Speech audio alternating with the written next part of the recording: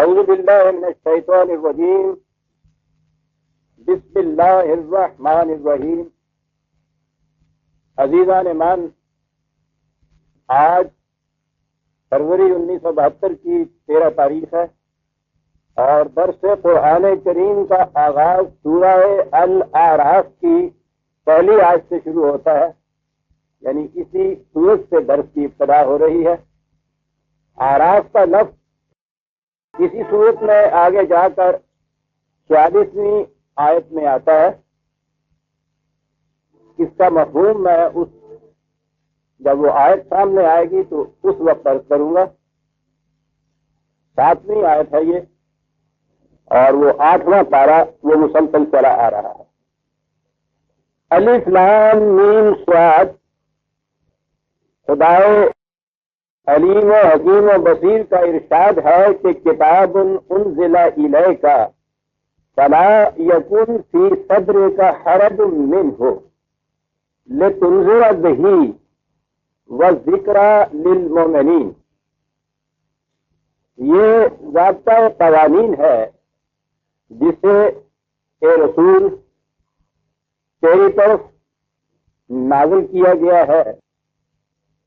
مقصد تو اس کا ان دو لفظوں میں ہے، لتنذر بہ وذکری للمؤمنین، لیکن درمیان میں ایک بڑی اہم چیز آئی ہے، فلا یکن فی صدرک حرج منہ۔ اس کی بنا پر تو اپنے دل میں کسی قسم کی گرانی محسوس نہ کرے، کوئی سختی نہ محسوس کرے۔ تو پہلی چیز یہ بتائی کہ مذہب کی دنیا میں آپ دیکھیے، جتنا جتنا کوئی زیادہ مذہبی ہوتا چلا جاتا ہے، جگر پاش مشقتیں مذہب کی روح سے اتنی زیادہ ہوتی چلی جاتی ہیں۔ عیسائیوں کی زندگی میں مذہب میں آگے بڑھنے والے جنہیں مقربین کہا جاتا ہے وہ سینٹس ہو جاتے تھے، ولی جن کو کہا جاتا ہے، اور پھر وہ خانقاہیت کی زندگی، اس کی تفاصیل آپ دیکھیں، اس قدر کا مشقتیں ان کو اٹھانی پڑتی تھیں، ان کے تصور سے آدمی لرز جاتا ہے۔ ہندوؤں کے ہاں بھی انہوں نے زندگی کو 4 حصوں میں تقسیم کر دیا۔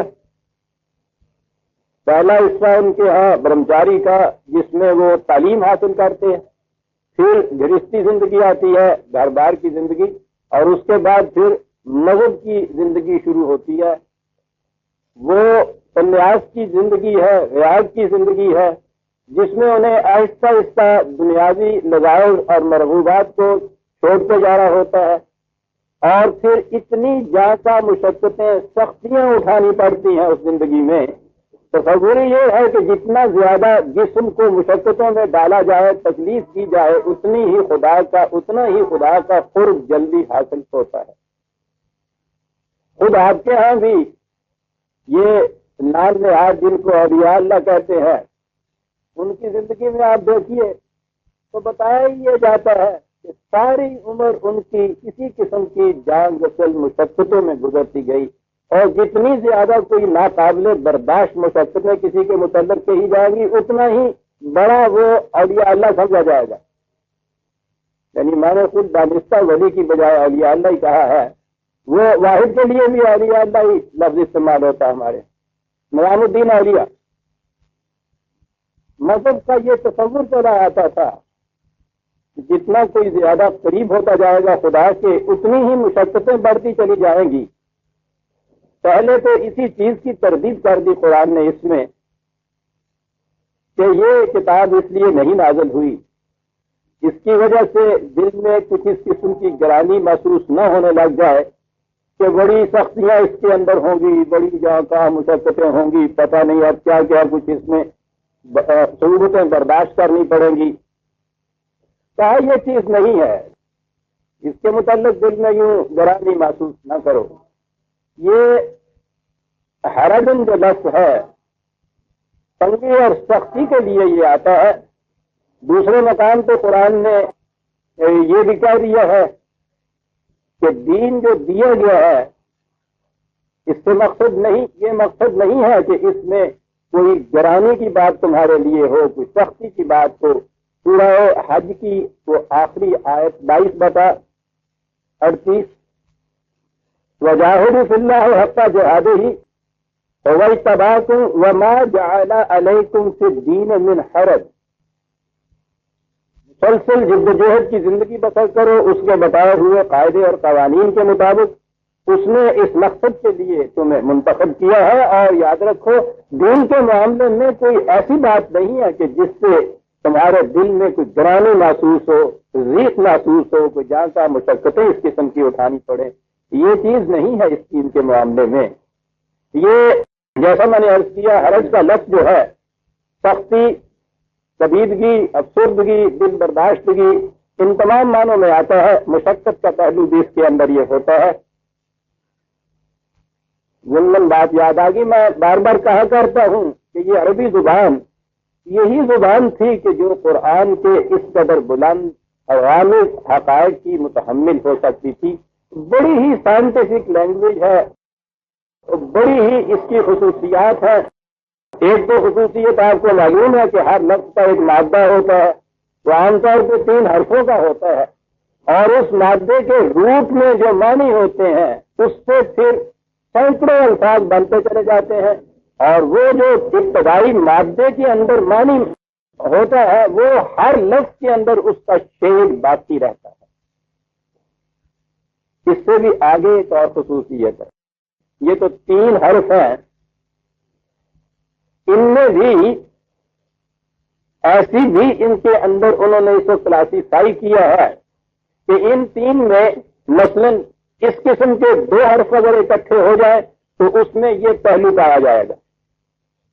یہی مثلا حرج ہے، اصول بنیادی یہ ہے کہ رے جیم تو مادہ ہو گیا، اس کے بعد اگلی خصوصیت یہ ہوتی ہے کہ جس مادے میں بھی ہے اور رے یہ دونوں اکٹھی آ جائیں اس میں سختی مشقت کا پہلو ضرور ہوگا، یعنی 2 حرف اکٹھے آ جائیں جس مادے میں۔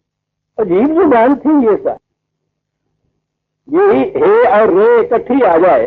اب اس میں دیکھیے یہ حرج ہے، مثلا حرب ان کے یہاں لفظ ہے جس کے معنی لڑائی کے ہیں، اے اور رے آپ دیکھیے اکٹھا آیا اس کے اندر۔ یہ حرکت جو ہے اے رے اور کاف، اس کے اندر آپ دیکھیے یہ حرم حرام وہاں سے لفظ بنایا انہوں نے، اے اور رے اس میں اکٹھا آتا ہے، کسی چیز کو سختی سے روک دینا اس کے معنی اس کے آتے ہیں۔ یہ حرارت اس کے لیے ہے رے کے معنی میں اس میں یہ آیا، یعنی آپ دیکھیں گے اس میں آپ دیکھتے ہیں کہ یہ زبان کیا ہے پھر جس مادے میں بھی مثلاً یہ 2 ہے اور رے اکٹھے آئیں گے اس میں سختی اور مشقت کا پہلو پایا جائے گا کسی نہ کسی شکل میں، اور پھر 3 حرفوں کا یہ مادہ بنے گا اور اس مادے سے بھی سینکڑوں الفاظ بنتے جائیں گے، اور ان میں یہ بنیادی خصوصیت جو ہے وہ ہر لفظ کے اندر پائی جائے گی۔ صاحب یہ ہے یہ زبان ہے، کہا گیا کہ یہ اس کی وجہ سے کوئی ایسی بات نہیں کہ گرانی محسوس ہو۔ سورہ طٰہٰ میں 20/2 اس میں بھی یہ کہا گیا ہے کہ ما انزلنا علیک القرآن لتشقی، یہ قرآن اس لیے نازل کیا گیا کہ اس سے تمہیں اپنے آپ کو جہاں کا مشقتوں میں ڈالنا پڑے یا زندگی کے ان مرغوبات سے محروم کرنا پڑے اپنے آپ کو، یہ اس لیے نہیں نازل کیا گیا ہم کا مشقتوں میں الجھے انسان اور ان چیزوں کو اس کو اپنے آپ کو محروم کرتا چلا جائے، بلکہ دین تو آتا ہی اس لیے ہے کہ اس کائنات کو مسخر کیا جائے، تابع تسخیر کیا جائے، اور پھر اس کی قوتوں کو جو فطرت کی قوتیں اس طرح سے حاصل ہوں انہیں مستقل اقدار خداوندی کے مطابق صرف کیا جائے، یہ ہے دین۔ اس لیے اس میں لتشقی والی بات بھی نہیں ہے، حرج والی بات بھی نہیں ہے، محرومیاں نہیں ہے، مشقتیں نہیں ہیں، دین اس لیے دیا گیا۔ اب اس کتاب کا مقصد یہ ہے کہ لتنذر بہ، تو اس کے ذریعے سے انسانوں کو آگاہ کر دے کہ زندگی کے وہ کون سے راستے ہیں جن میں بڑی بڑی خطرناک گھاٹیاں آتی ہیں، جن پر چلنے سے قومیں تباہ ہو جاتی ہیں، برباد ہو جاتی ہیں، آگاہ کر دیں ان کو پہلے سے یہ بڑی چیز ہے جسے کہا گیا ہے کہ خدا کی طرف سے بڑا احرام اور یہ رحمت ہے وہی کا ملنا. کسی مسافر کو راستے پہ گامزن ہونے سے پہلے اگر یہ بتا دیا جائے کہ اس راستے میں اس قسم کی خطرناک گھاٹیاں آئیں گی، اس کے مقابلے میں یہ فلاں راستہ جو ہے یہ محفوظ ہے اور تمہیں آسانی سے منزل تک پہنچا دے گا، تو یہ اس مسافر کے لیے کتنی آسانی اس سے پیدا ہوتی. یعنی ایک طرف کہا کہ اس میں کوئی مشقت کی بات نہیں ہے، دوسری طرف یہ کہا کہ یہ آگاہ کر دیتا ہے مسافر کو سفر پر گامزن ہونے سے پہلے ہی کہ راستے میں کیا کیا خطرناک گھاٹیاں آئیں گی اور محفوظ راستہ کون سا ہے منزل پر پہنچنے کے لیے. پہلا مقصد تو یہ ہے لتنذر بہ، یہ بہی نے یہ بات واضح کر دی کہ خود رسول اللہ صلی اللہ علیہ وسلم بھی جو راستہ بتایا کرتے تھے، جو تبلیغ دین کی کرتے تھے، وہ قرآن کے ذریعے کرتے تھے. بہی اسی کے ذریعے سے، یہی تھا وہ ان کے پاس بھی کوڈ، یہی ضابطہ زندگی تھا کہ جس کی تبلیغ وہ دوسرے انسانوں کو کیا کرتے تھے. لتنذر بہ، اور محاصل اس کا کیا ہوگا؟ ذکر للمؤمنین، عام معنی ذکر کے نصیحت کیے جاتے ہیں. یہ ذکر سے بھی زیادہ بلیغ لفظ ہوتا ہے. اس کے معنی یہ اتنی یہی نہیں ہے، یاد دہانی بھی اس کے معنی ہوتے ہیں، لیکن ذکر کے معنی ہوتا ہے شرف اور مجد، کہ اس پر چلنے سے، اس کا اتباع کرنے سے جماعت مومنین کو، یعنی ان لوگوں کو جو اس کی صداقتوں پر یقین رکھیں، شرف و مجد حاصل ہوگا. اب یہ دیکھیے کہ بتایا یہ کہ اس سے راستہ چلنے والوں کو معلوم ہو جائے گا کہ راستے میں خطرے کون کون سے ہیں، اور اس پر چلنے سے حاصل کیا ہوگا؟ شرف و مجد حاصل ہوگا، تکریم حاصل ہوگی. وہ جو قرآن نے کہا ہے کہ تمہیں ہم نے اقوام عالم پر فضیلت دی، اقوام عالم پر فضیلت حاصل ہو جائے گی.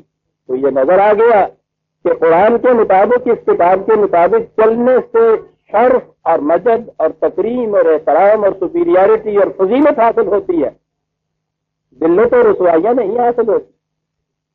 جس روش کا نتیجہ بھی ذلت و رسوائی اور ضعف و ناتوانی ہو، سمجھ لیجیے کہ وہ قرآن کے خلاف روش ہے، کیونکہ قرآن نے پہلے ہی اس چیز کی ضمانت دی ہے تمہیں کہ اس کے اوپر چلنے سے شرف حاصل ہوگا، بزرگی حاصل ہوگی، فضیلت حاصل ہوگی، سپیریارٹی حاصل ہوگی. یہ معیار ہے دیکھنے کا کہ فلاں قوم قرآن کے مطابق چل رہی ہے، یہ اس کی خلاف ورزی کر رہی ہے. پہلی ہی آیت میں آپ نے دیکھا کہ معیار کتنا عظیم قرآن نے بتا دیا ہے. اس بات کے پرکھنے کے لیے کہ ہم قرآن کے مطابق چل رہے ہیں یا اس کی خلاف ورزی کر رہے ہیں، قدم قدم پہ معلوم ہو جائے گا. یہ کہنے کے بعد آگے یہ چیز بتا حکم کی آئی، اور یہ عزیزان من پروگرام جو اس آیت کے اندر آپ کو دے دیا گیا ہے، آپ دیکھیں گے کہ یہ جو کس بھی ہماری حالت ہو رہی ہے وہ اس بنیادی اصول کو چھوڑ دینے کی وجہ سے ہو رہی. اصول اس نے بنیادی یہ دیا ہے اس ضابطہ حیات کے متعلق، اتبعوا ما انزل الیکم من ربکم. لفظی ترجمہ کہ جو کچھ تمہاری طرف تمہارے رب کی جانب سے نازل ہوا ہے اس کا اتباع کرو. اور اگلا لفظ یہ تو ہے مثبت، اتباع کرو اس کا. ولا تتبعوا من دونہ اولیاء، اور اس کے علاوہ میں ابھی اس کی تشریح کروں گا، دوسروں کا اتباع نہ کرو. پہلی چیز جو کہی گئی اتبعوا، اتباع کرنا عام معنی کے اعتبار سے تو کسی کے پیچھے چلنا ہوتا ہے، لیکن اس میں ایک خصوصیت ہوتی ہے اس پیچھے چلنے میں. مگر یہ ہے نا کہ عربی زبان بڑی وسیع زبان ہے، ایک ایک مفہوم کے لیے کئی الفاظ ہوتے ہیں اس میں، لیکن ہر لفظ میں خصوصیت ہوتی ہے جسے آپ مرادف کہتے ہیں. یہ مرادف کا سوال ہی نہیں ہے عربی زبان میں. مرادف کے تو معنی یہ ہوں گے کہ ایک ہی معنی کے لیے دو لفظ ہوں، یہ تو زبان کا نقص ہے. اس کے لیے دو کیوں ہوں؟ یہ تو شاعری کے لیے ان شاعروں نے پھر یہ کیا کہ چونکہ وہ وزن کے اندر اور تفصیل کے اندر ایک لفظ نہیں آتا دوسرا لفظ لانا پڑا، انہوں نے کہہ دیا کہ یہ مرادف المعنی ہے۔ ٹھیک ہے، انہوں نے شہد اور انگبی کو ایک معنی میں لیا، لیکن عربی زبان میں کوئی دو لفظ بھی ایسے نہیں ہے کہ جن کو اس طرح سے مرادف کہا جائے کہ ان دونوں میں کسی شیڈ کا بھی فرق نہ ہو۔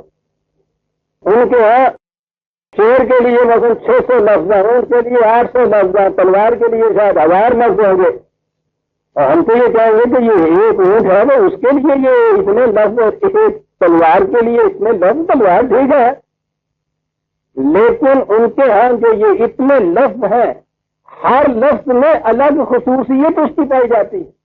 اب اندازہ لگائیے کہ زبان کیا ہوئی ہے۔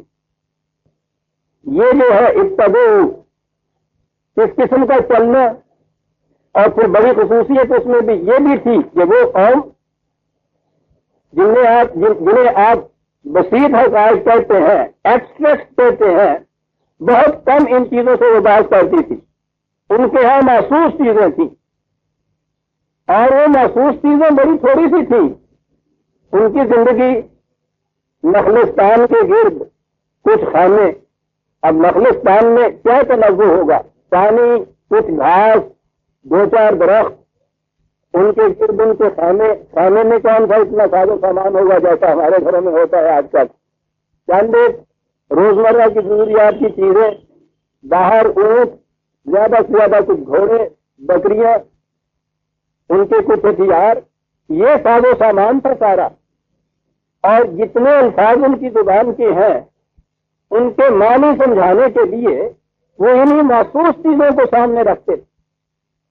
یہی تبعو، طبیعن وہ کہتے تھے اس بچڑے کو جو دودھ پیتا ہو گائے کا، اور اس کے بعد اس اپنی ماں کے پیچھے پیچھے چلا جائے۔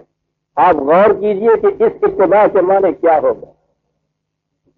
جو بچڑا گائے اپنی ماں کا گائے کا دودھ پیتا ہے، آپ دیکھیے جو اس کے پیچھے وہ چلتا ہے، وہ بالکل اس کے ساتھ ساتھ تیز میں چلا جاتا ہے، کہیں ادھر ادھر نگاہ نہیں کرتا، کسی اور گائے کے پیچھے نہیں چلتا، وہ ماں کا پیچھا چھوڑتا نہیں، اس لیے کہ اس کے اندر اس کو ایک خاص اٹریکشن نظر آتی ہے۔ وہ اٹریکشن، وہ کشش کیا ہوتی ہے؟ سامان نشو و نما ہوتا ہے اس کے لیے۔ یہ جو میں ربکم کہا ہے، آپ نے دیکھا یہاں رب کا لفظ کیا قرآن لایا ہے؟ میں نے گزارش کیا ہے کہ ایک ایک لفظ قرآن کا دیکھیے کہاں کیا لفظ آتا ہے۔ ربوبیت یہاں آئی اس کی، یہاں میں اللہ نہیں کہا اس نے، میرے ربکم کہا ہے، اس لیے کہ وہاں جو تبعو کہا ہے، طبیعن کے بنیادی معنی ہیں اس طرح سے چلنا جیسے کہ ایک بچڑا اپنی ماں کے پیچھے پیچھے جاتا ہے، دودھ پینے والا بچڑا۔ اب آپ نے دیکھا کہ اتباع قرآنی کسے کہیں گے کہ اس کے پیچھے چلو تو ادھر ادھر آنکھ نہیں کرتا وہ بچہ، کسی دوسرے کی طرف نہیں جاتا، کتنی بڑی گائے، کتنی کوئی حسین چیز کیوں نہ جا رہی ہو، وہ اپنی ماں کے پیچھے چھوڑ کے کسی اور کے پیچھے نہیں چلتا، اس لیے کہ وہ میرے ربکم، وہاں ربوبیت کا سامان ہوتا ہے اس کے لیے، اور کتنا بڑا یقین ہوتا ہے اس سامان ربوبیت میں اس کے کہ وہ چلا جا رہا ہے اس کے پیچھے، حتیٰ کہ وہ چھینکے سے اس کا منہ بھی باندھ دیتے ہیں، اس کے باوجود وہ چلا جاتا ہے اس ماں کے پیچھے۔ یہ جو اتباع ہے طبیعن، جہاں سے انہوں نے یہ لفظ لیا۔ اب آپ نے دیکھا کہ وہ لوگ کس طرح سے معانی کو واضح کرتے تھے ایک محسوس مثال سے۔ یہ جو اتباع ہے اس کے معنی واضح کر دیے انہوں نے اس بچڑے کے لیے جسے انہوں نے طبیعن کہا، کہ اس طرح سے پیچھے جانے والا کہ وہ مرکوز کر دے اپنی توجہات کو، اپنی نگاہ کو، اپنے راستے کو، اپنے قدموں کو اس کے لیے جو اس سے آگے آگے جا رہا ہے، یعنی اس بچڑے کی ماں، اور اس کے اندر اسے محسوس و معلوم ہو کہ اس کے اندر سامان نشو و نما ہے۔ من ربکم اتبعوا ما انزل الیکم من ربکم۔ اتباع قرآنی اس انداز اور اس شکل میں ہوا عزیزان من۔ کسی اور طرف توجہ اگر ہو گئی تو یہ اتباع نہ رہا، اس کے لیے دوسرا لفظ آئے گا، اور وہ اتباع کہتا ہے اسی کا اتباع کرو اور اس طرح سے اتباع کرو۔ کہ ٹھیک اس کے پیچھے پیچھے چلتے رہو. حنفاء پچھلی سورت کے آخری آیات میں آپ نے دیکھا تھا حنفاء للہ، اور میں نے عرض کیا تھا کہ حنیف کے معنی ہی یہ ہے ناک کی سیخ چلنے والا جو ادھر ادھر قدم نہ دیتے. اور اس کے لیے اس نے کہا تھا کہ جس کے سامنے منزل متعین ہو، راستے کے متعلق یقین ہو کہ یہ وہاں تک پہنچا دے گا، وہ راستہ چلتے ہوئے کبھی نہ کسی سے پوچھتا ہے نہ ادھر ادھر منہ کرتا ہے اپنا. اسے اس نے کہا توحید ہے اور کہا اس کے خلاف جائیں گے تو شرک ہے. وہی جو حنفاء کا وہاں لفظ تھا یہاں اتباع کہہ کے اس کی تشریح خود کر دی قرآن نے کہ اس طرح سے پیچھے پیچھے چلو جیسا دودھ پینے والا بچڑا اپنی ماں کے پیچھے پیچھے چلتا.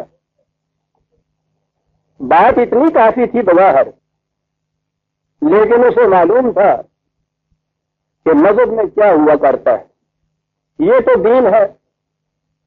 ما انزل کا اس طرح سے اتباع کرنا کہ نگاہ کا رخ بھی کسی دوسری جانب نہ ہونے پائے، یہ ہے دین. اور پھر اقوام سابقہ، ان کی تاریخیں، ان کی سرگزشتیں ہمارے سامنے ہیں. قرآن بھیجنے والے کے تو سامنے سب سے پہلے تھی کہ انہوں نے اس کے بعد ما انزل جو تھا اسے چھوڑ کے یا اس کے علاوہ اوروں کو اپنا مطلوب بنا دیا. وہ دوسروں کے پیچھے چلنے لگ گئے. اس کے متعلق تنظیر نہایت ضروری تھی، وارننگ نہایت ضروری تھی. پہلے یہ کہا کہ یہ تم نے کرنا ہے، یہ ہے صحیح دین. ولا تتبعوا من دونہ اولیاء، دونہ ہی من ربکم وہاں کہا ہے. وہ جس طرح سے وہ بچڑا اپنی ماں کے علاوہ کسی اور طرف توجہ نہیں کرتا، کسی اور کے پیچھے نہیں چلتا، وہ تم نے بھی اس کے سوا کسی اور کے پیچھے نہ چلنا. اب یہاں اور جو ہے اس کے لیے لفظ یہاں آیا ہے اولیاء. یہ جو ہمارے ہاں لفظ اولیاء اللہ جسے ہم کہتے ہیں، اس سے خاص مخصوص گروہ مراد ہو گیا ہمارے ہاں. اولیاء اللہ کا گروہ یعنی وہ عام مومنین سے، مسلمانوں سے، اس جماعت سے وہ ایک الگ مخصوص گروہ ہوتا ہے اولیاء اللہ کا. ان کی خاص علامات ہوتی ہیں. بنیادی طور پر وہ روحانیت کی دنیا ہوتی ہے جس میں وہ لوگ ہوتے ہیں اولیاء اللہ، ولی اللہ. پہلی چیز تو یہ ہے کہ یہ تصور ہی غیر قرآنی ہے کہ وہ مومنین سے الگ کوئی اور گروہ ہے جنہیں اولیاء اللہ کہا جاتا ہے. قرآن کی روح سے یہی مومن جو ہے، یہی متقی جو ہے، انہیں کو اولیاء کہا جاتا ہے. ہر مومن جو ہے وہ ولی اللہ ہے. ابھی میں عرض کروں گا کہ اس کے معنی کیا ہیں، لیکن پہلے میں نے گزارش کیا یہ عرض کر دوں کہ یہ جو تصور ہمارے ہاں ہے کہ وہ کوئی الگ گروہ ہے، یہ تصور غلط ہے. 10/63 10/63 آیات تو بہت سی ہیں، لیکن کیونکہ موضوع اس وقت یہ نہیں ہے اس لیے میں تفصیل میں نہیں جانا چاہتا. دوسرے وقت میں جب یہ چیز آئے گی سامنے ولی کی تو میں پھر عرض کروں گا کہ قرآن کریم کے مختلف مقامات میں اولیاء اللہ کی کیا خصوصیات بتائی ہیں اور کیسے اس نے تصریح کی ہے کہ یہ کوئی الگ گروہ نہیں ہے. اس وقت میں صرف یہ کہنا چاہتا ہوں، بتانا چاہتا ہوں کہ یہ کوئی الگ گروہ نہیں ہے. الا ان اولیاء اللہ لا خوف علیہم ولا هم یحزنون. یہ لفظ آ گیا اولیاء اللہ کا کہ ان کو کوئی خوف اور حزن نہیں. اور یہ چیز آپ کو معلوم ہے شروع سورہ بقرہ میں یہ چیز کہی گئی تھی کہ خدا کی طرف سے ہدایات آتی رہیں گی. ومن تبع ہدایات فلا خوف علیہم ولا هم یحزنون. جو بھی خدا کی طرف سے جو رہنمائی آئے گی اس رہنمائی کا اتباع کرے گا تو ان سے کوئی خوف اور حزن نہیں ہوگا. یہاں بھی وہی لفظ آیا ہے ان کے لیے، تو اس کے معنی ہوئے کہ یہ ہدایت خداوندی کا اتباع کرنے والے. اور آگے اس کی تشریح کی الذین آمنوا وکانوا یتقون. تو بس کہ یہ وہی ہے کہ جو مومن ہے، متقی ہے، ان صداقتوں پہ ایمان رکھتے ہیں اور پھر قوانین خداوندی کی نگہداشت کرتے ہیں، وہ انہیں کہتے ہیں اولیاء اللہ. یہ جو ایک دو دنیایں آپ نے قائم کر لی، یہ شریعت کی، وہ طریقت کی، یہ دنیا کی، وہ روحانیت کی، اور پھر وہ روحانیت کی دنیا والے جو ہیں انہیں آپ نے اولیاء اللہ بنا لیا. تم غیر قرآنی تصور ہے. اور میں بھی عرض کروں گا یہ کہاں سے تصورات آ گئے ہمارے ہاں. یہ ولی کا لفظ جو ہے واو لام یہ خود اس کے بھی معنی ہوتے ہیں کسی چیز کا کسی دوسری چیز کے پیچھے اس طرح سے آنا کہ ان دونوں کے درمیان میں کوئی تیسری چیز حائل نہ ہو. یعنی وہی جو ابتدا کا لفظ وہاں استعمال کیا تھا قرآن میں تبھی ان کا یہ اسی کے معنی میں یہاں بھی بات آئی ہے. لفظی اولیاء اس لیے رہا ہے وہ کہ اس کے معنی ہوتے ہیں کسی کے دو چیزوں کے درمیان کوئی فصل نہ ہونا, کوئی تیسری چیز کا حائل نہ ہونا, یوں ایک کے بعد دوسرے کا آنا یا ایک کے بعد دوسرے کا چلنا. یہ اس کے بنیادی معنی ہوئے. پھر قرب کے اعتبار سے تو ہو ہی گیا, جب دو کے درمیان فصل نہیں ہے, درمیان میں کوئی چیز حائل نہیں ہے, تو اس میں تو پھر قرب کا پہلو آ ہی گیا. قرآن کریم میں اور عربی زبان میں یہ لفظ بڑے ہی وسیع معنوں میں استعمال ہوتا ہے. یہ یہاں سے ایک لفظ ہے ولایت, واو کے اوپر زبر, اس کے معنی ہوتے ہیں اختیار, اقتدار, حکومت. قرآن نے یہ بتایا ہے کہ یہ ولایت جو ہے یہ حقیقی ولایت یہ صرف خدا کے لیے ہے. 18/44 18/44 هنالك الولاية لله الحق هو خير ثوابا وخير عقبا. هنالك الولاية لله الحق, یہ لفظ ولایت ہے زبر سے. اس کے معنی جیسا میں نے عرض کیا ہے حکمرانی, اقتدار, حکومت.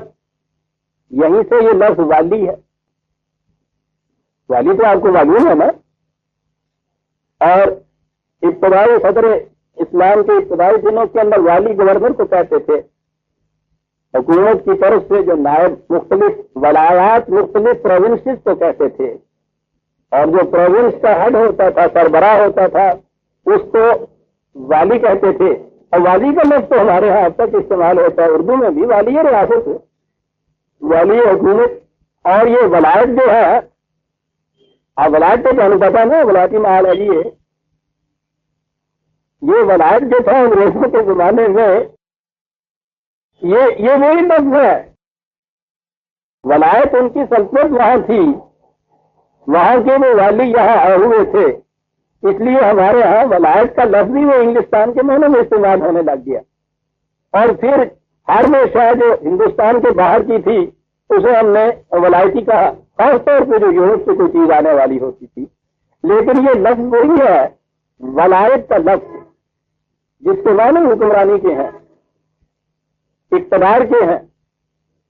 اور وہ اس معنی سے ہی وہ لیتے تھے. جب اقتدار میں یہ اسلامی نظام میں یہ لفظ رائج ہوا ہے تو وہ جو والی ہوتا تھا اسے پروونشل اٹانومی حاصل نہیں ہوتی تھی.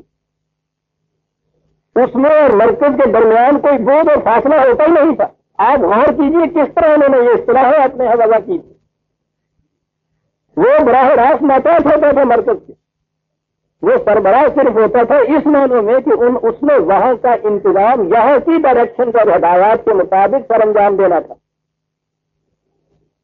اس لیے اس کے لیے لفظ انہوں نے ان کے لیے ولایت کا لفظ اور ان کے لیے والی کا لفظ اس لیے استعمال کیا کہ اس کے معنی ہے دو چیزوں کے درمیان کوئی تیسری چیز حائل ہی نہ ہو. یہ تھی ولایت زبر کے ساتھ.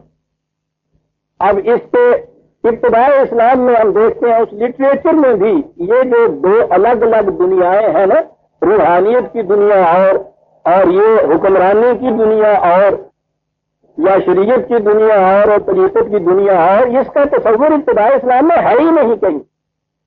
اور اس تصور کا تو لفظ ہے نہیں اس زبان میں. وہاں یہ دو الگ الگ معنی نہیں تھے. نہ وہاں اولیاء اللہ کو یہ الگ ہوتے تھے, نہ وہاں ولی کے یہ معنی ہوتے تھے. وہاں والی کے معنی تھے, گورنر کے, ولایت کے معنی تھے, اس صوبے کے. اس سے جب آگے ہم چلے میں یہ تاریخ بیان کر رہا ہوں ان چیزوں کی، جیسا میں ہر بار اس کی وضاحت کیا کرتا ہوں کہ میرا مقصد نہ فرقہ وارانہ کسی قسم کی حمایت یا تعصب ہے، نہ کسی پہ تنقید و تنقیص مقصود ہے۔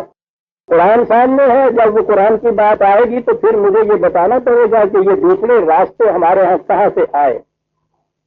خلافت میں یہ خلیفہ اول نبی اکرم صلی اللہ علیہ وسلم کے بعد حضرت ابوبکر صدیق، اس کے بعد حضرت عمر، حضرت عثمان، یہ خلافت کا سلسلہ ہمارے ہاں چلا۔ حضرت علی رضی اللہ تعالیٰ عنہ کے متعلق ایک تصور یہ پیدا ہوا کہ ان کا مقام ان سب سے اونچا ہے۔ اب خلافت کے سلسلے میں تو وہ چوتھے درجے کے اوپر آتے تھے۔ جہاں تک مقام کا تعلق ہے، میں گزارش کر دوں قرآن کی روح سے، یہ جو تسلسل تھا یا یہ جو ترکیب تھی خلافت کی، اس سے کوئی فرق ہی نہیں پڑتا تھا۔ قرآن تو سارے مہاجرین اور سارے انصار کا ایک رتبہ بتاتا ہے، یعنی پورے صحابہ کبار کا ایک روح ہے جن کا ایک مرتبہ بتاتا ہے۔ وہ تمام کے تمام واجب التکریم، قرآن ان کو مومن حقہ کہتا ہے، وہ سب کے سب مومن حقہ تھے۔ یہ انتظامی مسئلہ تھا جس کی روح سے کہ یہ خلافت کس طرح سے چلی، لیکن تصور یہ پیدا ہوا کہ نہیں، حضرت علی رضی اللہ تعالیٰ عنہ کا مقام ان سے اونچا ہے۔ اب خلافت میں تو وہ چوتھے درجے کے اوپر آتے تھے، اس کے لیے کیا کیا جائے؟ یہ تو تھا نا ولایت بدر سے ایک اور لفظ ہے ولایت، واؤ کی زیر سے۔ یہ ولایت جو ہے نا، یہ ہوئی روحانیت کی دنیا۔ اور آپ کو معلوم ہے حضرت علی رضی اللہ تعالیٰ عنہ کا ایک نام شاہ ولایت ہے، میں بندہ اور کا ہوں امت شاہ ولایت ہوں۔ یہ ولایت جو ہے یہ ایک نیا لفظ آیا روحانیت کی دنیا کا۔ یہ سلسلہ شروع ہوا حضرت علی رضی اللہ تعالیٰ عنہ، اور اس کے بعد ایک الگ سلسلہ یہاں سے بڑی شروع ہوئی جنہیں آپ اولیاء اللہ کی لڑی کہتے ہیں۔ یہ تصوف کے جتنے سلسلے ہیں وہ اپنے پیر سے لے کے اور پھر سلسلہ بسلسلہ آگے چلتا ہے نا، ان کے وہ پیر، ان کے وہ پیر، ان کے وہ مرشد، یہ چلتا ہے تو یہ سلسلے سارے جتنے ہیں حضرت علی رضی اللہ تعالیٰ عنہ تک جا کے پہنچتے ہیں، اسی لیے انہیں شاہ ولایت کہتے ہیں۔ یہ سلسلہ اولیاء کی سب سے بڑی کڑی جہاں سے یہ شروع ہوئی، تو وہ یہ دو دنیایں ہمارے سامنے آ گئیں۔ ایک تو وہ دنیا ہوئی وہ خلافت کی دنیا، اور ایک یہ ولایت کی دنیا، یا ایک ولایت کی دنیا ہے اور یہ ولایت کی دنیا۔ اور آہستہ آہستہ پھر یہ جو دنیا تھی ولایت کی، روحانیت کی، یہ بڑی ہی مقدس، بڑی ہی افضل، بڑی ہی صاحب تکریم اس دنیا کو مانا گیا تھا۔ اولیاء اللہ کا مقام تو عام مومنین سے تھی، ان سے مقام پھر ہو گیا۔ اس اعتبار سے حضرت علی رضی اللہ تعالیٰ عنہ کی اولیت تو تھی، اس کا عقیدہ یہ وضع ہو گیا، اور پھر یہ ہو گیا کہ یہ خلافت، یہ حکومت، یہ دنیا داروں کی چیزیں ہیں۔ اصل میں جو شاہ ہے وہ تو ولایت ہے، روحانیت کی دنیا ہے۔ اسی سے قرب خداوندی آیا، یہیں سے مقربین بارگاہ خداوندی کے لفظ چلے، اور یہ سلسلے جو تھے ولایت کے تصوف میں آپ کے ہاں سے چلنے شروع ہوئے۔ یہ ایک آدھ سلسلہ ہے، وہ بھی ذرا آگے آ کے ہمارے ہاں نقشبندی سلسلہ جسے کہتے ہیں، امام ترحمدی نے جو قائم کیا تھا، اس میں یہ کڑی جو ہے حضرت ابوبکر صدیق تک جاتی ہے، اس کے راستے سے رسول اللہ تک جاتی ہے۔ ورنہ یہ جتنے تصوف کے اور سلسلے ہیں ان میں یہ ولایت کی کڑی جو ہے، کڑیاں ملتی ہوئی یہ سلسلہ جو ہے حضرت علی کرم اللہ وجہ تک جاتا ہے، وہ شاہ ولایت۔ یہاں سے تاریخ میں ہمارے ہاں یہ دو شعبے قائم ہوئے، اور یہاں سے اولیاء اللہ کا تصور ہمارے ہاں یہ باقی مومنین سے، دنیا داروں سے یا مومنین سے یا ارباب شریعت سے الگ ایک گروہ جو تھا وہ اولیاء اللہ کا قائم ہوا، جن کا سلسلہ روحانیت کی روح سے کڑی بکڑی اوپر چلتا ہوا شاہ ولایت تک جاتا ہے، وہ رسول اللہ صلی اللہ علیہ وسلم تک اور پھر خدا تک. یوں ہے ہمارے ہاں تاریخ کی روح سے یہ ایک نیا تصور جو ہمارے ہاں پیدا ہوئی. یہاں جو قرآن نے کہا ہے کہ اس کے سوا، خدا کے سوا، ولا تتبعوا من دونہ اولیاء، تو یہ تصور یہ نہیں ہے جسے ہم اولیاء کرام کہتے ہیں. اس وقت یہ تصور تھا ہی نہیں. اس کے معنی تو ہر وہ شخص ہے کہ جس کا اتباع آپ کرتے ہیں. یہاں شخصیت آ گئی. دیکھیے قرآن کا اعجاز یہ ہے کہ اتباع ہے خدا کی کتاب کی، وہاں شخصیت نہیں ہے کوئی بھی.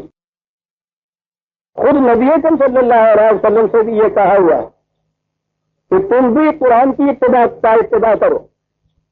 اتباع ہے خدا کی کتاب کا، کسی شخص کا نہیں. اور آگے چل کے یہ کہا ہے کہ یاد رکھو مذہب کی دنیا میں شخصیتوں کا اتباع شروع ہو جایا کرتا ہے.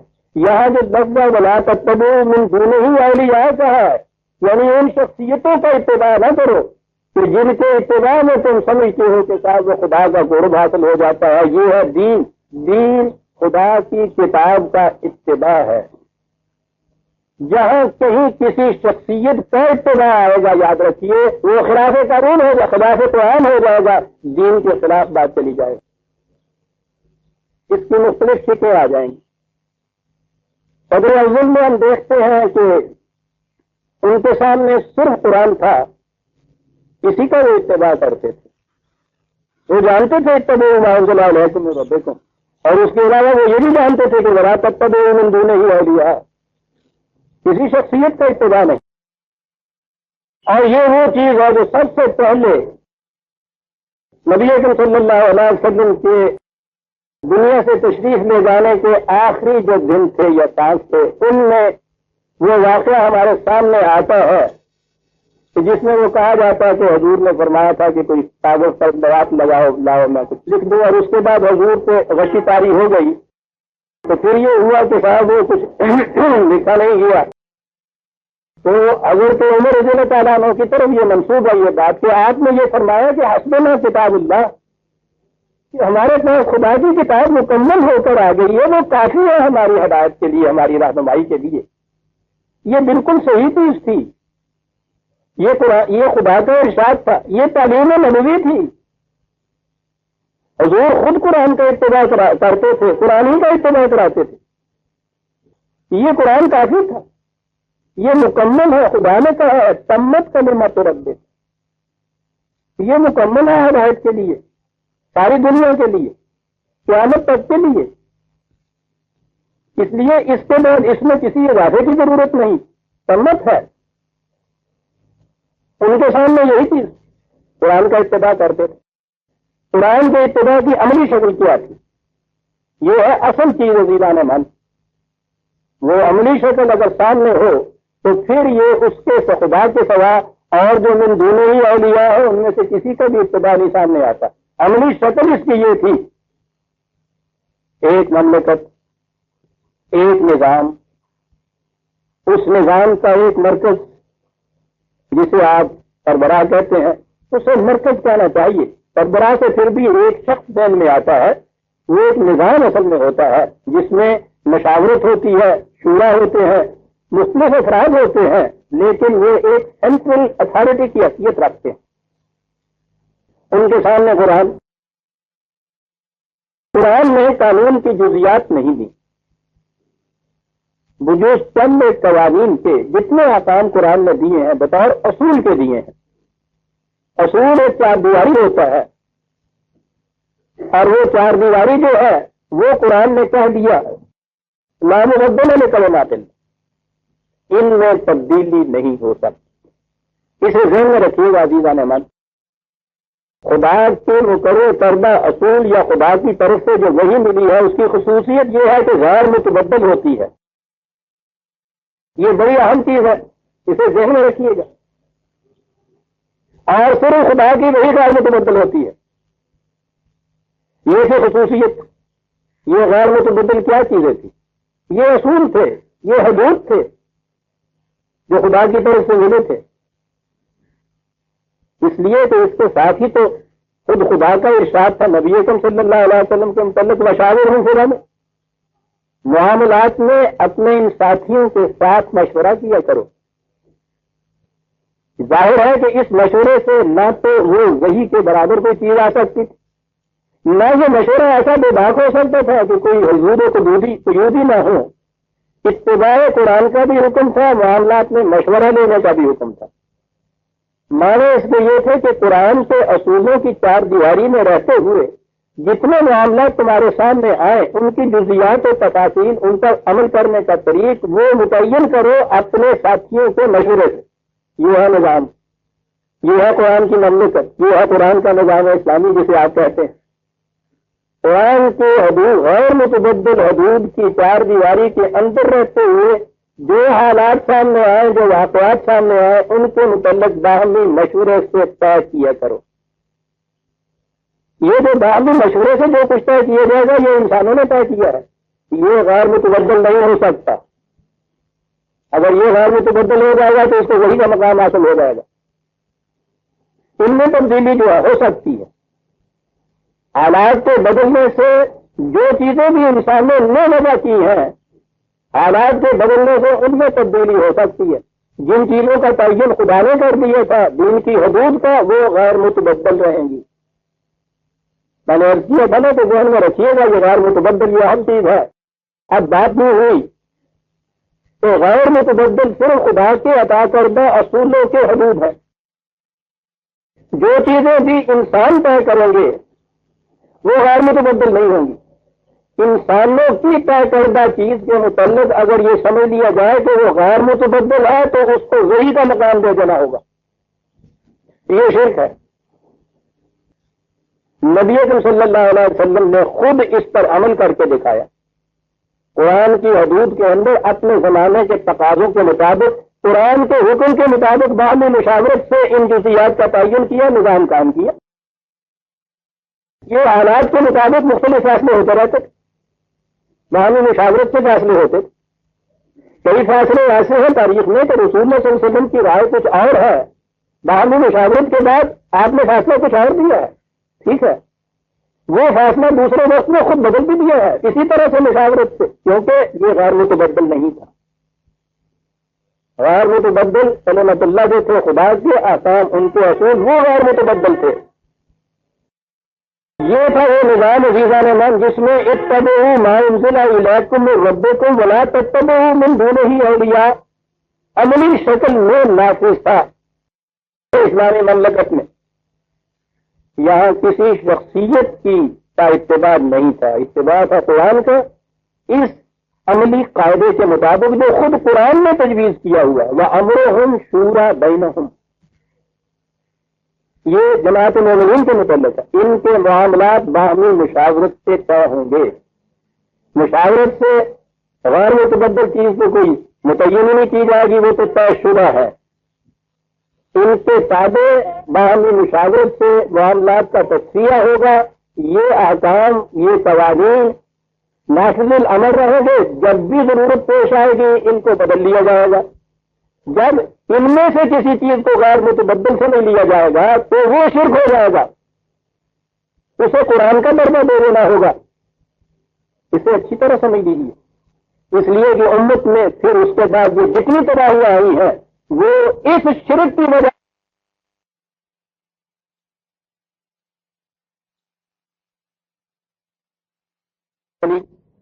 دنیاوی معاملات اور ہوئے، روحانی معاملات اور ہوئے۔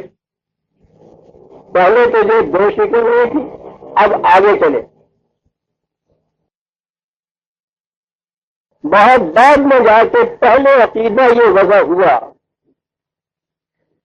کہ غیر متبدل تو وحی کے دیے ہوئے ہی احکام و اصول ہیں، لیکن وحی کی دو قسمیں ہیں۔ یہ چیزیں عزیزان من بڑی غور طلب ہے، ان کو غور کرتے جائیں گے تو آپ کو حقیقت آئینے کی طرح واضح ہو جائے گی۔ پھر یہ بھی معلوم ہو جائے گا کہ ہمارے ساتھ ہوا کیا، پھر یہ بھی معلوم ہو جائے گا کہ آج ہم کہاں کھڑے ہیں، کس مقام پر۔ یہ عقیدہ بعد میں وضع ہوا۔ وضع کیا ہوا؟ یہ عقیدہ یہودیوں کے ہاں موجود تھا، انہوں نے اپنے ہاں یہ چیز کہ وہی کی دو قسمیں ہیں. ایک وہی جو مکتوب ہوتی ہے، جو لکھی جاتی ہے، جس کی تلاوت ہوتی ہے، وہ قرآن کے اندر، اور اسی قسم کی مثل ماہو، اسی کی مثل اس کے ساتھ، لیکن قرآن سے باہر. اب جو اسے وہی قرار دیا، اور یہ تھے وہ روایات کے مجموعے جنہیں نبی اکرم صلی اللہ علیہ وسلم کی وفات کے صدیوں بعد جمع کیا گیا، مرتب کیا گیا. ان کے متعلق یہ عقیدہ وضع ہوا کہ یہ وہی ہے، قرآن کی مثل قرآن کے ساتھ، البتہ قرآن جو اس طرح سے ایک جلد میں ہے تو یہ اس کی دوسری جلد ہے، سمجھ والی. جب یہ قرآن کی مثل وہی قرار دی گئی تو غیر متبدل جو قرآن نے کہا تھا لا مبدل له، وہی اس کی خصوصیت قرار پا گئی کہ یہ غیر متبدل ہے. قرآن کے غیر متبدل کی تو کیفیت اس نے یہ کہی تھی کہ اس کے من جانب اللہ ہونے کی دلیل یہ ہے کہ اس میں اختلاف کوئی نہیں ہے. وہ جو دوسری اس کے ساتھ غیر متبدل چیز قرار پا گئی، اس کے اندر ایک ایک کتاب کے اندر خود اختلافات موجود ہیں. کوئی مسئلہ ایسا نہیں ہے کہ جس میں آپ کو اختلافی روایات نہ مل جاتی ہوں. یہ جو آپ اب دیکھ رہے ہیں نا سرپٹزل ہو رہا ہے مختلف فرقوں کی طرف، ان میں سے ہر فرقہ اپنے مسلک، اپنے اس عمل کی تائید میں ایک حدیث پیش کر دے گا بالکل دوسری سے متضاد، اور اس کے بعد اگلی بات وہ جہاں تباہی آتی ہے کہ ہر ایک کا عقیدہ یہ ہے کہ یہ غیر متبدل وہی ہے، وہ نہ اس میں تبدیلی کر سکتا ہے نہ اس کو چھوڑ سکتا ہے. تو کہتا ہے مسلمان ہونے کے لیے وہی کا اتباع ضروری، اور وہی غیر متبدل ہوتی ہے. اب آپس میں یہ بحث ملازے جتنے کرتے ہیں یہ سارے فضول ہیں اس عقیدے کے بعد. اب سوچیے اس عقیدے کے بعد کسی نے چھوڑنا نہیں اسے کیونکہ وہی ہے، کسی نے بدلنا نہیں اس میں کیونکہ وہ غیر متبدل ہے. کہیے اس عقیدے کے بعد کوئی شکل ہے اس امت کو امت واحدہ بنانے کی؟ نام تو اس کا رکھ لیا دوسری قسم وہی کی. یہ وہی دوسری قسم کی ملی کس طرح سے؟ یہ اوراق جنہوں نے یہ حدیثوں کے مجموعے جمع کیے انفرادی طور پر، اپنے اپنے طور پر، کوئی خدائی سند ان کے پاس نہیں. وہ ہوتا کہ وہ تو کسی نظام اسلامی کے نامزد کردہ بھی نہیں تھے. اپنے طور پر میں سمجھتا ہوں ان کے ذہن میں بھی کبھی یہ نہیں ہوگا کہ یہ جو کچھ ہم کر رہے ہیں اس کو یہ مقام ملنا ہے. بہرحال پرائیویٹ انڈیویجول کی پرائیویٹ ایفرٹ،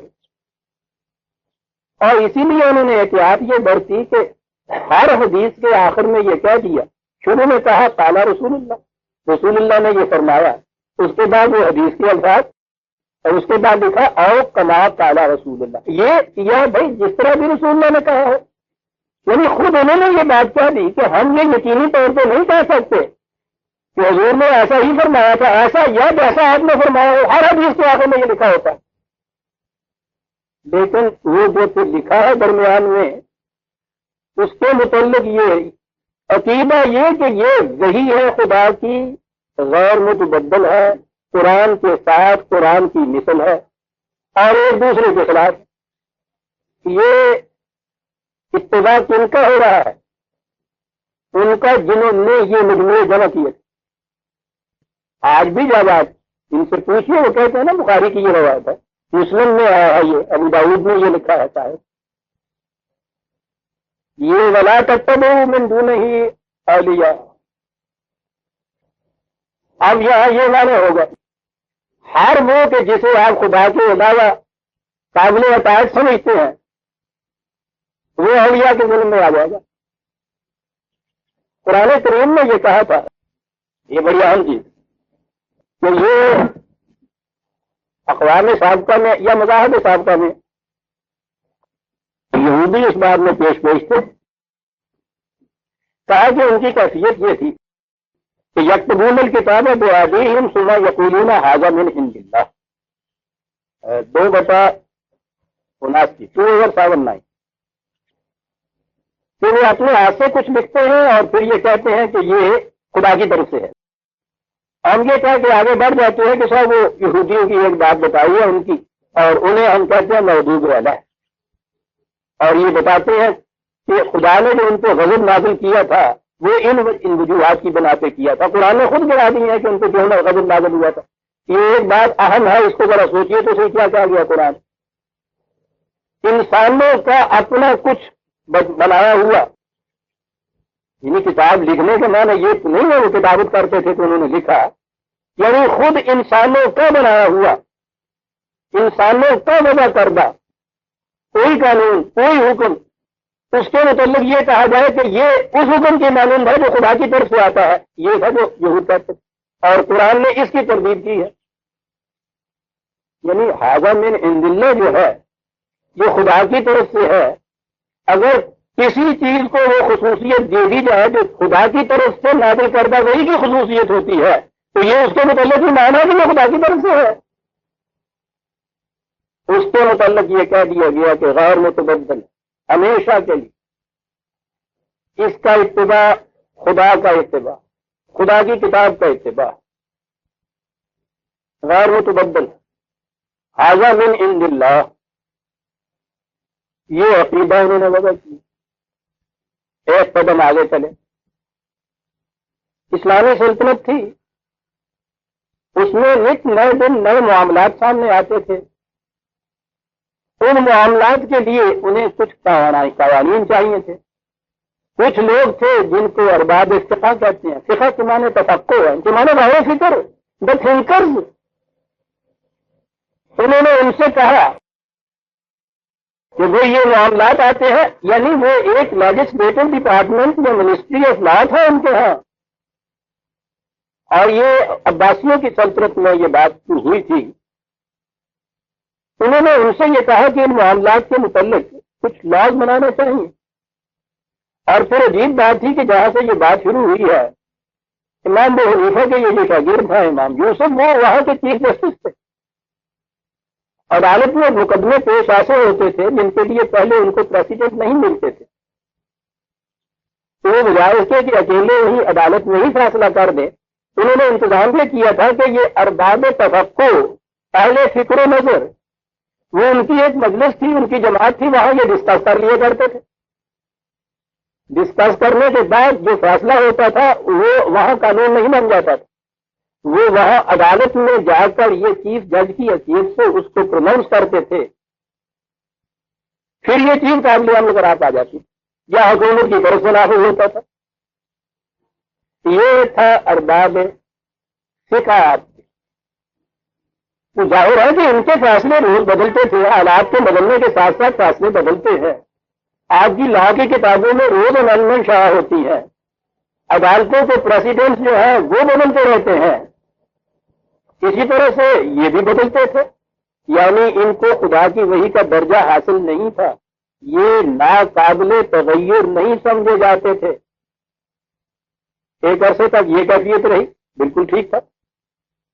یہ اگلی چیز ہے کہ ان میں سے ہم دیکھیں کہ کتنی چیزیں ایسی تھی جو قرآن کے غیر متبدل حدود کے اندر رہتے ہوئے بیان کی گئی تھی، کوئی چیز ان سے ٹکراتی تو نہیں تھی، یہ چیز بعد میں دیکھنے کی، لیکن ان کا مسلک یہی تھا کہ ہمارے فیصلے غیر متبدل نہیں ہیں، انہوں نے انہیں وحی کا درجہ نہیں دیا تھا۔ آگے ہم آتے ہیں تاریخ میں، تو اس کے بعد ان کے ان فیصلوں کو ابدی طور پر غیر متبدل قرار دے دیا گیا۔ کہا صاحب یہ کیا چیز؟ انہوں نے کہا کہ صاحب جو کچھ وہ سوچ سکتے تھے اور کون سوچ سکتا ہے؟ اسے کہتے ہیں اجتہاد کا دروازہ بند کر دیں۔ اجتہاد کے معنی ہے ذاتی قد و کاوش سے، جد و جہد سے، فکر سے، تدبر سے، تفکر سے معاملات کے متعلق کوئی قانون بنانا، کوئی فیصلہ دینا۔ انہوں نے کہا کہ یہ جو پروسیس ہے، یہ طریق جو ہے، یہ ختم ہو گیا ان کا، اب یہ بات آگے نہیں چلے گی۔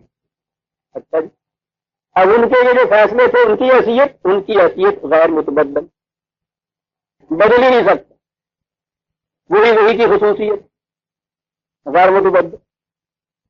اب آپ کے ہاں جتنا اتباع ہو رہا ہے یا تو ان روایات کا ہو رہا ہے جو ان کتابوں کے اندر ہے، یا اس فقہ کا ہو رہا ہے جو ان ائمہ فقہ میں مرتب ان کی طرف جو منسوخ کی جاتی ہے وہ بھی ان کی نہیں ہے، یا ان کا ہو رہا ہے؟ وہ روایات کو دین ماننے والے وہ انہیں غیر متبدل کہتے ہیں، یہ فقہ کو دین ماننے والے یہ اسے غیر متبدل کہتے ہیں۔ کیا کہا تھا قرآن نے؟ اتبعوا ما انزل الیکم من ربکم ولا تتبعوا من دونہ اولیاء۔ یہ ہوا ہمارے ساتھ عزیزان من۔ اس میں ابھی ایک اور گروہ باقی ہے، یہ جو ان معنوں میں اولیاء اللہ ہے جنہوں نے ابھی عرض کیا تھا، روحانیت کی دنیا والے، انہوں نے تو معاملہ صاف کر دی۔ انہوں نے کہا کہ ہمیں نہ تو ان روایات کی ضرورت ہے، پابندی ہے، نہ کسی تفقع کی، نہ فکر کی۔ یہ چیزیں انسان کے ذاتی فکر سے تدبر سے یہ آتی نہیں، خدا کی طرف سے علم ملتا ہے براہ راست۔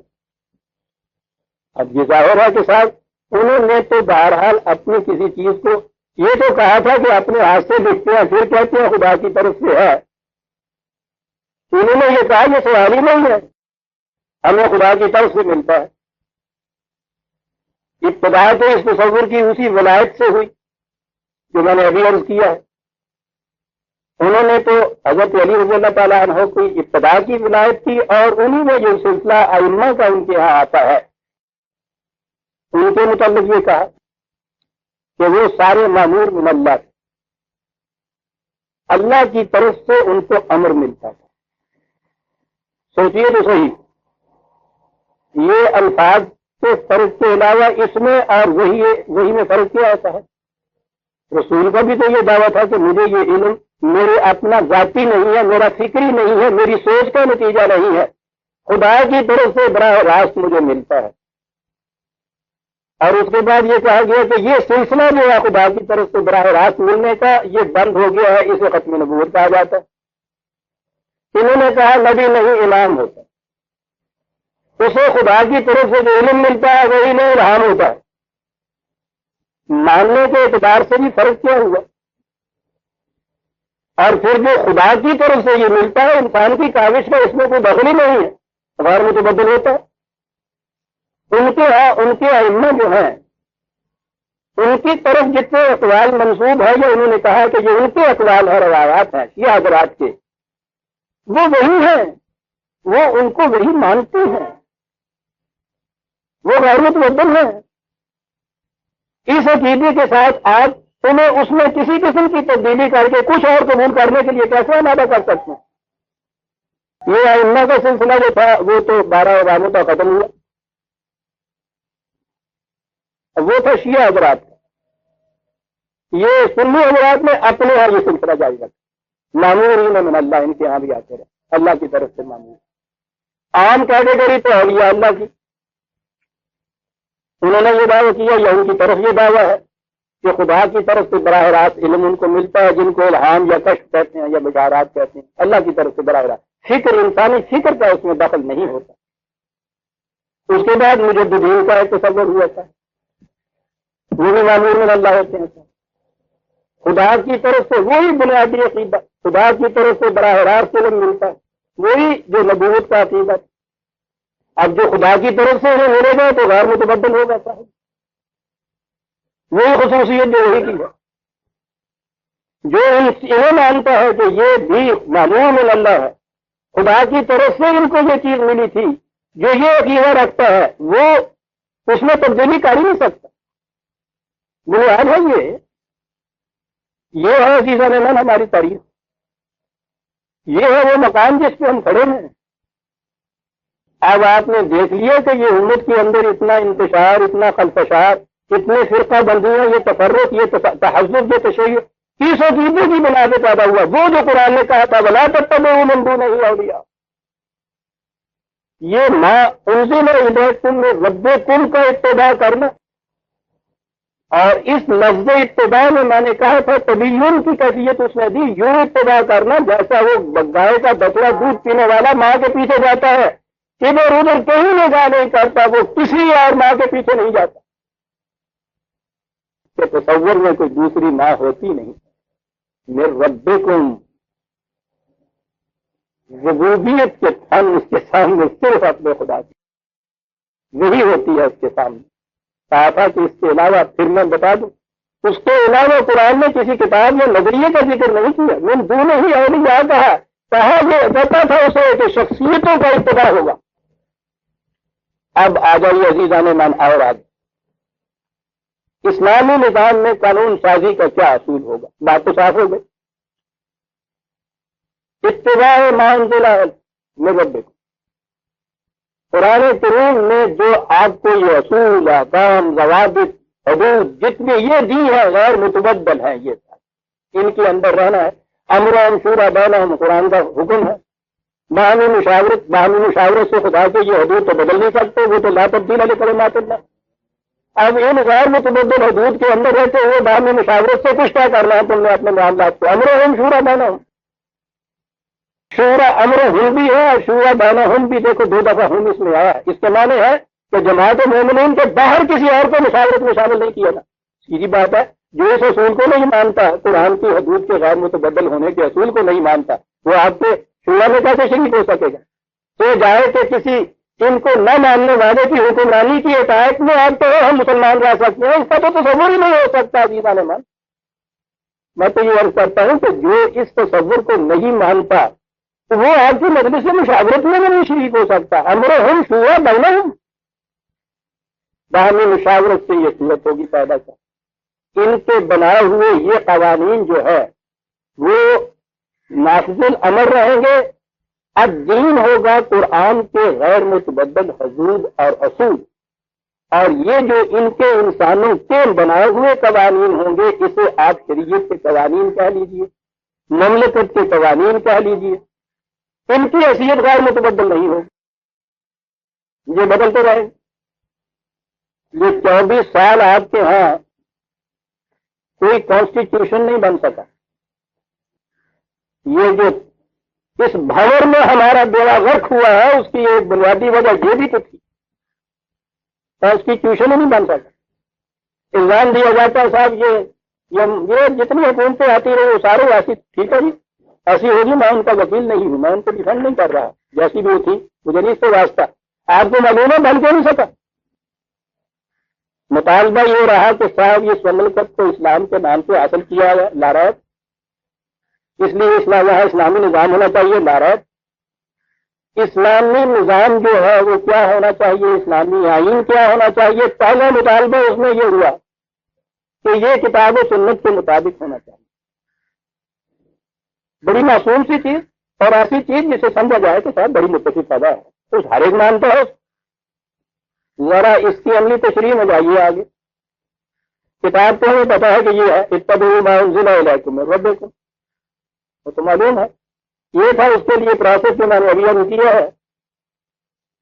اس کے ساتھ جو دوسری چیز کہی گئی وہ تو وہ ہے جس کے متعلق ابھی میں نے یہ کہا ہے کہ ایک ہی کتاب کے اندر اختلافی چیزیں اتنی ہیں، ایک دوسرے سے ملتی نہیں.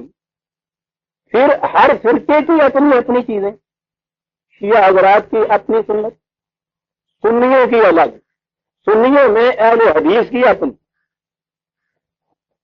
غیر اہل حدیث جنہیں اہل فقہ کہتے ہیں یا اہل رائے کہتے ہیں ان کی الگ. اہل رائے کے اندر حنفیوں کی الگ، مالکیوں کی الگ، شافیوں کی الگ، حنبلیوں کی الگ، اور ابھی وہ مامورین من اللہ والے جو ہے وہ آنے ہیں. میں پوچھتا یہ ہوں کہ کسی مملکت میں بھی کوئی کانسٹیٹیوشن اس بیسس پر بن سکتا ہے؟ مار دو کاٹ ان کو جتنے حکمران آئے، دے دو پھانسی ان کو کہ انہوں نے کانسٹیٹیوشن نہیں بنایا. کوئی نہیں ان سے پوچھتا ہے کہ تم شرط وہ عائد کرتے تھے جس کے مطابق بن ہی نہیں سکتا تھا. یہ خاطی و گناہ گار دوزخی جس نے یہ کہا تھا پہلے دن کہ یہ نہیں بن سکتا. 1000 علماء کرام کی مہر سخت ہو گئی کفر کے فتوے کے اوپر بروز صاحب کے خلاف، کہا تھا کہ بن نہیں سکتا. 24 سال کی تک دودوں کے بعد جنہوں نے یہ مطالبے پیش کیے تھے انہوں نے لکھ کے دے دیا کہ صاحب اس کی روح سے نہیں بن سکتا. مودودی صاحب کا اعتراف موجود، لکھا ہوا، زبانی نہیں ہے، ان کے اپنے رسالے میں لکھا ہوا، نہیں بن سکتا۔ ہم نے کہا کہ چلیے صاحب، صبح کا بھولا شام کو ہی گھر آیا صحیح، اب آگے بن تو جائے گا۔ اور آپ کو معلوم ہے جو اب پھر نئی حکومت بنانے کے لیے آئی، انہی نے پھر ان کو یہ بھیج دیا ریزولوشن پاس کر کے کہ کتاب و سنت کے مطابق بنانا پڑے گا۔ ارے یا اللہ، وہ بناؤ جو بن نہیں سکتا، اور جب تم نہیں بناؤ گے تو ایجیٹیشن کریں گے۔ حمود الرحمان کمیشن بٹھایا جاتا ہے تحقیق کرنے کے لیے، اس کے لیے کسی کمیشن بٹھانے کی ضرورت ہے۔ اور تماشا یہ ہے، یہ من دون ہی اولیاء، ان کو ایسا بنایا ہوا ہے معبود۔ میں نے لکھا یہ تھا کہ باقی ملک کو تو چھوڑ دیجیے، ان کی اپنی جماعت جن سے یہ ریزولوشن پاس کرایا جاتا پھر کہ حکومت سے کہا جائے کہ کتاب و سنت کے مطابق بنائیں، ارے ان میں سے بھی کوئی انہوں نے پوچھتا کہ سرکار یہ آپ نے خود ہمیں 1 سال پہلے کہا تھا کہ یہ نہیں بنایا جا سکتا، ہم سے پھر ریزولوشن کے پاس کرا رہے ہیں، وہ بھی کچھ نہیں کہتے۔ نہ وہ کہنے والا خود یہ کہتا ہے کہ میں نے پہلے یہ لکھا تھا، کیا کہہ رہا ہوں، نہ ان سے یہ کوئی کہتا ہے۔ ادھر سے وہ ارباب حکومت ہے، ان کے سامنے یہ چیز موجود ہے، نہیں بن سکتی، وہ بھی اعلان کر رہے ہیں کہ صاحب آئندہ کانسٹیٹیوشن کتاب و سنت کے مطابق بنے گا۔ چل بھائی، جب بن نہیں سکے گا تو پھر یہ شیشے توڑے جائیں گے، کرسیاں توڑی جائیں گی، یہ جہاد فی سبیل اللہ ہوگا۔ اور اب تو وہ قتال فی سبیل اللہ تک چلا ہے۔ کل خبر آئی ہے کہ لال پور میں کوئی ایک شخص مار دیا گیا۔ غور کیا عزیزان من آپ نے کہ یہ سارا کچھ جو تھا یہ کس بنا پہ تھا؟ یہ اس ایک قرآن کریم کے حکم کی نافرمانی، جس نے کہا تھا ولا تتبعوا من دونہ اولیاء۔ کیوں یہ نہیں خدا کی کتاب ہو سکتی تو کون اور خدا کی کتاب ہو سکتی؟ 4 لفظوں کے اندر بتا دیا کہ تباہ ہو جاؤ گے یاد۔ اولیاء شخصیتیں، کسی شخصیت کا اتباع نہیں۔ اتبعوا ما انزل الیکم من ربکم، یہاں یہ نہیں کہا کہ محمد کا اتباع کرو۔ عجیب چیز ہے قرآن، اس لیے کہ حضور کو یہ ارشاد تھا کہ شاور ہوں فی الامر، ان کی مشاورت سے معاملات طے کرو۔ اور انہیں معلوم تھا کہ انسانوں کی مشاورت سے جو چیز طے ہوگی وہ ابدیت نہیں رکھ سکتی، وہ غیر متبدل نہیں ہو سکتی۔ یہ بھی چیز کہ جب امام ابو حنیفہ عظیم شخصیت ہے وہ سب ہمارے افریقہ میں، انہوں نے جب ایک معاملہ پوچھا گیا حکومت کی طرف سے، انہوں نے فتویٰ دیا، ساتھ بیٹھے ہوئے تھے، انہوں نے کہا کہ یہ تو حدیث اس کے خلاف جو آپ فتویٰ دے رہے ہیں۔ انہوں نے کہا میرے بھائی، یہ جسے آپ نے کہا ہے کہ یہ فیصلہ رسول اللہ کا، وہ خدا کے اس حکم کے مطابق تھا کہ تم مشاورت کرو، اس مشورے سے فیصلہ دو۔ آپ نے اپنی اس جماعت کے ساتھ مشورہ کیا، اگر میں اس مجلس مشاورت میں ہوتا تو میں کہہ سکتا ہوں آن میرٹ کہ میری رائے کے مطابق فیصلہ ہوتا۔ اب میرا یہ قصور تو نہیں کہ میں اس وقت نہیں پیدا ہوا تھا، بعد میں پیدا ہوا۔ بڑی صحیح بات۔ اور اپنے فیصلوں کو کہیں منضبط نہیں کیا امام ابو حنیفہ نے، جیسے رسول اللہ صلی اللہ علیہ وسلم نے اپنے فیصلوں کو کہیں منضبط نہیں کیا اور امت کو منضبط کر کے نہیں دیا، امام ابو حنیفہ نے اپنا کوئی فیصلہ منضبط نہیں کیا۔ اس نے کہا کہ یہ تم پریسیڈنٹ کو کام دے سکتے ہیں، غیر متبدل نہیں ہو سکتے، ہو سکتا ہے کہ کل کو تم ہی میری شخصیت کو خدا بنا لو اور ان کو غیر متبدل قرار دے دو۔ انہوں نے منضبط بھی نہیں کیا، جسے فقہ ورزی کہتے ہیں اس میں امام ابو حنیفہ کا کچھ بھی نہیں ہے۔ یہ اس بات جانتے کہ دین کسے کہا جاتا ہے۔ کسی نے ان میں سے یہ دعویٰ نہیں کیا کہ ہمیں خدا کی طرف سے براہ راست علم ملتا ہے، کسی نے یہ نہیں کہا کہ جو ہم فیصلہ کر رہے ہیں یہ ابدیت برقرار ہے، یہ غیر متبدل ہے، یہ بدلا نہیں جا سکتا قیامت تک کے لیے۔ کسی نے نہیں کہا کہ ہمارا اتباع اس کے اندر یہ کرو۔ اور اس کے بعد جب اس چیز کو چھوڑا اور یہ چیز عقیدے کے طور پر ہمارے اندر یہ داخل ہو گئی، عقیدے کے طور پر، تو اس کے بعد عمل اب آپ کا اتبعوا ما انزل الیکم من ربکم تو ختم ہو گیا۔ یہاں تک قرآن ساتھ دے سکتا ہے روایات اور فقہ کا، یعنی یہ ان کا اتباع اگر کرتا ہے تو اس کو وہاں تک مانو۔ جہاں ان میں اور ان میں ٹکراؤ پیدا ہو، قرآن منسوخ ہو جاتا ہے ان سے، عقیدہ ہے یہ۔ حدیث والوں کا عقیدہ ہے کہ حدیث سے منسوخ ہو جاتا ہے، فقہ والوں کا عقیدہ ہے کہ ان کے امام کے قول سے منسوخ ہو جاتا ہے۔ یہ اگر اس کے پیچھے چلتا ہے تو ٹھیک ہے، بہت اچھا صاحب، آئیے، ہم نا آپ کو ایمان رکھتے ہیں، مانتے ہیں تو صاحب اس میں اور اس میں ٹکراؤ ہوتا ہے تو چلے جا اپنا راہ ہے، ایمان ہمارا ان پہ ہے، ان پہ تو نہیں۔ اس مقام پہ ہم کھڑے ہیں، کوئی اس کے لیے تیار نہیں ہے کہ من دون ہی اولیاء جو شخصیتیں ہیں جنہوں نے انہوں نے اپنے آگے رکھ دیا سامنے، یہ تھی شخصیتیں قرآن کریم نے جن نے کہا تھا کہ ان یہود نے جن کی پہلی چیز یہ کہی تھی نا کہ اپنے ہاتھ سے ایک چیز بناتے ہیں اور پھر یہ کہتے ہیں کہ یہ خدا کی طرف سے ہے، قرآن نے کہا تھا کہ اس طرح انہوں نے اپنے احبار اور رہبان کو ارباب من دون اللہ بنا لیا، خدا سے بڑے ہی خدا بنا لیا، یہ قرآن میں ہے۔ یہ خدا بنا لیا کیا مانے؟ وہ ہے ایک حدیث نظر آتا ہے چمکتی ہوئی قرآن کے مطابق، پوچھا گیا، انہوں نے کہا یہودیوں نے کہ یہ ایسے ہی کہہ رہے ہیں، ہم ان کی پرستش تو نہیں کرتے اپنے احبار و رہبان کی، تو آپ نے یہ فرمایا کہ سوال پرستش کا نہیں، کیا یہ واقعہ نہیں کہ جس چیز کو وہ حرام کہتے ہیں تم حرام سمجھتے ہو، جسے وہ حلال کہتے ہیں حلال سمجھتے ہو؟ کیا بات ہے؟ یعنی ان کے بنائے ہوئے قانون کو تم قانون خداوندی نہیں سمجھتے؟ انہوں نے کہا کہ یہ تو ٹھیک ہے، کہنے کہ یہی تو ہے خدا بنا لینا۔ یہ جتنی شخصیتیں ہمارے یہاں آ رہی ہیں وہاں سے یہاں تک، وہ کسی شکل میں قرآن نے دو لفظ جو احبار اور رہبان دونوں کا دیے، بڑی اس کے اندر بڑی گہرائی ہے۔ احبار تو ارباب شریعت جنہیں آپ کہتے ہیں، یہ فکر والے، اس طرح سے قانون دینے والے، وہ تو ان کے ہاں احبار تھے، اور یہ جو آپ کے ہاں باطنی علم والے یا خدا سے برابر راست علم پانے والے مامور جنہیں آپ کہتے ہیں، وہ رہبان تھے، ان کے احبار ان کے ہاں شریعت بناتے تھے، رہبان ان کے ہاں کا دعویٰ یہ تھا کہ خدا کے ہاں سے علم پاتے تھے۔ قرآن نے ان دونوں کے متعلق کہہ دیا کہ پھر یہ قومیں احبار اور رہبان جو ہے اپنے ہاں سے ان کو ارباب من دون اللہ بنا لیتے ہیں،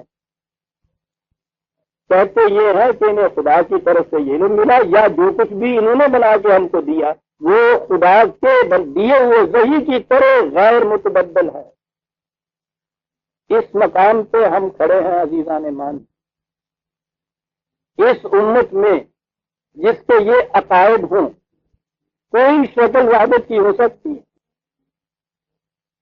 سیکولر کی طرف یہ آ نہیں سکتی، وہ تو خلاف مذہب جاتی ہے، مذہب دین کے اندر ہے، رہنا مذہب کی طرف۔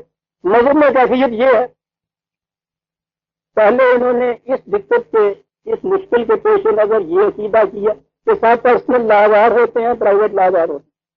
پرسنل لاز کے متعلق تو پہلے دن سے یہ کہہ دیا کہ ہر فرقے کے الگ الگ ہوں گے۔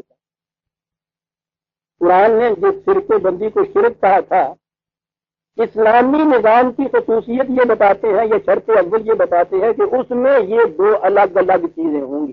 پرسنل لاز تو ہر فرقے کے الگ، اچھا جی پبلک لاز جو ہیں وہ تو سارے ملک پہ ایک ہونے چاہیے نا۔ مملکت کہتے ہیں اس میں ہے کہ جس میں وعدے پہ قانون ہو، ایک قانون سارے سب پہ لاگو ہو۔ انہوں نے کہا پبلک لاز جو ہے وہ پبلک لاز کا ہو بنے گے، پھر وہی جو میں دوہرا دوں، پھر کتاب و سنت کے مطابق، کتاب و سنت کے مطابق کوئی ضابطہ قانون نہیں، یہ ان کے دفن ہے، تو اس کی کوئی تعبیر ایسی ممکن نہیں جو مختلف فرقوں کے نزدیک متفق علیہ ہے۔ بنائیے پبلک لاز ان کے مطابق، بھائی کوئی شکل کمپرومائز کی مثال کے تو غیر متبدل ہے، چھوڑ نہیں سکتے ہم ان میں تبدیلی نہیں کر سکتے، تیاری نہیں پیدا ہوتی۔ کوئی قانون پھر بن سکتا ہے جو ان سب سے لاگو ہو یقین طور پر، اور جس مملکت کے اندر ضابطہ قانون ہی نہیں بن سکتا وہ مملکت ٹھہر بھی سکتی ہے 4 دن کے لیے، وہ ٹھہرے گی لا قانونیت کے درجے سے، اور لا قانونیت کے مطابق بھی تو مملکت ٹھہر سکتی ہے۔ اگر اسلام کا نام رکھنا ہے آپ نے درمیان میں عزیزان من، تو اس بنیاد پر وہ چیز آئے گی، اتبعوا ما انزل الیکم من ربکم ولا تتبعوا من دونہ اولیاء۔ لیکن اس کا کیا علاج کہ اس نے خود ہی یہ فیصلہ بھی کر دیا کہ ہونا یہ ہے قلیلا ما تذکرون، بہت کم ہوں گے جو اس بات کو سامنے رکھیں گے، جو رکھے گا اسے کافر قرار دیا جائے۔ ہماری تاریخ میں آوازیں اٹھی ہیں ایسی جنہوں نے یہ کہا بابا اس کی شکل وہی ہے جو قرآن نے کہی ہے، لا تتبعوا من دونہ اولیاء، جس نے یہ کہا ہے اسی کے اوپر ارتداد الحاد اور کفر کے فتوے لگے۔ بہرحال غنیمت ہے اس دور سے کہ ابھی تک زندہ رہ جاتے ہیں یہ لوگ، ورنہ اس کے بعد ان کو تو ختم کر دیتے تھے۔ ان کی کتابوں کے نام ان کی کتابوں میں ملتے ہیں گالیاں دیتے ہوئے، ان کا کہیں پتہ نشان نہیں کہ مل رہا، جنہوں نے یہ بات کہی تھی کہ اتبعوا من ما انزل الیکم من ربکم ولا تتبعوا من دونہ اولیاء۔ لیکن عزیزان محل بات سیدھی سی ہے، اگر اسلام کا نام آپ نے رکھنا ہے تو اس کے مطابق کرنا پڑے گا، اور اگر اس کی خلاف ورزی کی اتباع آپ نے من دونہ ہی اولیاء کا کہا تو پھر امت کے اندر کبھی وحدت نہیں پیدا ہو سکتی، مملکت میں ضابطہ قانون متفق اعلیٰ ختم نہیں بن سکتا، مملکت کا انتشار ختم ہو نہیں سکتا۔ آپ تو سیاسی انتشار پر ہو رہے ہیں، میں کہہ رہا ہوں اس دائرے کے اندر آ کے دیکھیے اس انتشار کو کیسے آپ ختم کر کے رکھیں۔ یہ ہے وہ مقام عزیزان۔ سورہ اعراف کی آیت پہلی 3 آیتیں آج ہم نے دی، ابھی ان میں بات اور باقی ہے، آگے چلائیں گے اس کو انشاءاللہ۔ اگلے درس میں یہیں سے بات شروع کریں گے، پھر آگے اس کو لے جائیں گے۔ بڑی اہم چیز ہے جو میں نے گزارش کیا ہے، بنیاد ہے دین کی جو قرآن نے جہاں یہ دی۔ ربنا تقبل منا انک انت السمیع العلیم۔